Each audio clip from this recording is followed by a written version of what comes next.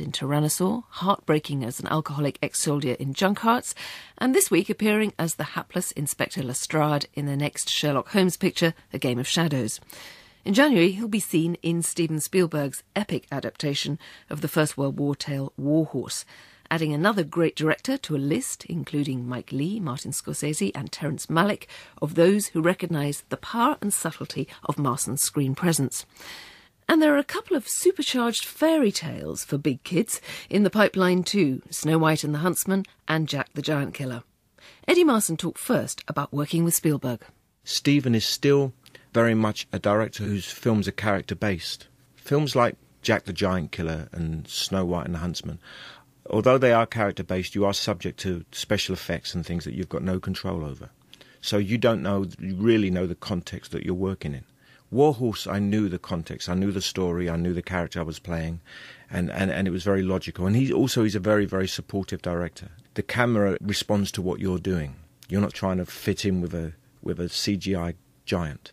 Sometimes when you're doing a big, massive movie with special effects, the director say, I know this doesn't make sense, but I need you to look over here, just at this tennis ball, and that's going to be a dragon. And you look at and you spend 2 days acting to a tennis ball, and that's harder than for someone like me who comes from a tradition of doing Mike Leigh or working with Paddy and stuff, where it's all about, you know, the integrity of the work and responding to the actor you're working with. To respond to a tennis ball for 2 weeks is quite hard. And is it difficult then, after you've been responding to the tennis ball, to go down to those more intense dramas afterwards, or is that just easy? No, it's a relief, really. I enjoy it. I mean, and that's why I do it. I like to mix and match, you know. I think I realised very early on that I'm not the kind of actor that's easily marketable. You know, you could never put me on the cover of OK magazine and sell thousands of copies.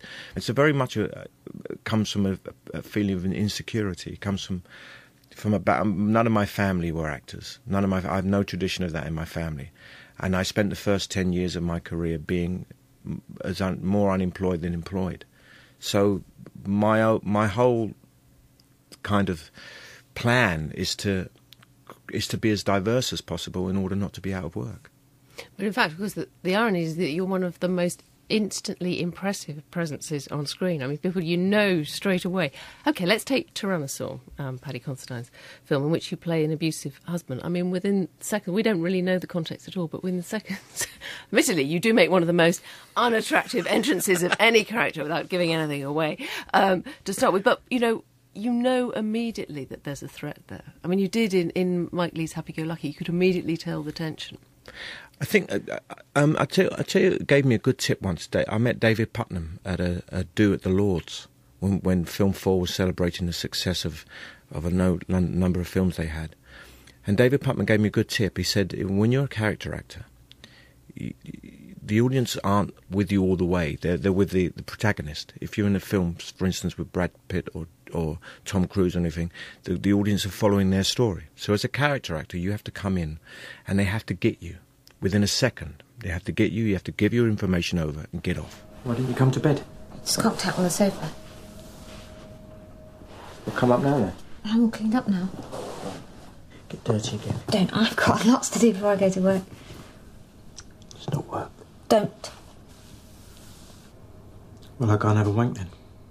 There's no such thing as an evil person in drama. There's unhappy people trying to achieve happiness. If an actor plays somebody being evil, they're not doing their job. They may do evil things, but everybody is their own hero in their own story. So James thinks what he's doing is protecting his marriage. He thinks that he's controlling his wife because she's going to leave him and he wants to be loved. So you have to play that. And Paddy wanted me to play that. He didn't want to play somebody who was just a two-dimensional evil character. You have to understand the reasons. But I don't empathise with him. I mean, I wouldn't want my daughter to marry him or anything like that, you know. And if I met him in a pub, I'd steer clear of him. But I do understand him. And I think that's the difference. And of course you have this situation, you have a film like Tyrannosaur, which has had, tremendous reviews and picking up awards already. But it's still quite difficult for these small films to get distributed or seen, or Junkhearts, compared to the huge, great blockbusters. I mean, is there anything we can do about that, do you think? I think there's a problem in a sense that the films under £2 to £3 million are being made because the financial gamble isn't so much. If you lose that money, a company can survive. And the films over 30 million are being made because they're going to put so much money into promoting them that they're going to get their money back. The films from 5 million to 15 million are not being made. And there's loads of people who work in those films. And these films are the bread and butter of the British film industry. You know, A King's Speech is one of those films. The groundwork to making those films was set up 5-10 years ago in the infrastructure we had that has now been taken away and changed. Personally, I think for ideological reasons, not for practical reasons. So on one hand, in this country, we celebrate the great culture of British film, and we take away the infrastructure that created them. You're and it's talking really about Film Council. Yeah, because it's very short-sighted. Because the Film Council, if you create something like the Film Council, it's going to pay off 4 or 5 years later, 10 years later. And if David Cameron talks about having a big society, you need a cultural identity to support a big society. And I think that they're playing with fire when they take the funding away. Now, you've also made, going into next year, and I think it's not out till next summer or so, you're working on Snow White and the Huntsman still, which is a big American film but filmed here. Yeah. And you are one of Snow White's diminutive helpers. Yeah, I'm one of the 7 dwarfs. Yeah, what is 8 dwarfs? And who are the others? Bob Hoskins, Ray Winston, Toby Jones, Nick Frost, Johnny Harris, myself and Brian Gleeson. So that's a fairly formidable team. Yeah, yeah. And you, the way it's done, obviously it's done with a lot of effects and things, but you are actually physically all there together at the same time. Yes, we had to go to dwarf school. So what kind of things could you learn in dwarf school? Well, first of all, we would watch videotapes of dwarfs sitting down, standing up, and they have a different centre of gravity, a different balance. And then my double, and Gemma and I, would walk around for hours, just walk around and then sit on seats and get up from beds and do stage fighting together. And there's a limit to how they can cross their arms, and there's a limit to the length of their arms compared to ours. Basically, they have the same physical body as ours, but the legs and the arms are shorter because of the condition. So we had to work on that, walk around for hours, and we just had a good laugh doing it as well. But it was something that we wanted to get right, because we didn't want to look like a bunch of actors in a pantomime. You know, we wanted to get it right. So you talk about developing a range, and you have done, but is there any area, any kind of part that nobody has yet offered you that you would really like to do? I'd always love to play Iago. No one's offered me that yet. I've developed a script of Richard III that is now with producers that I may be directing and playing Richard.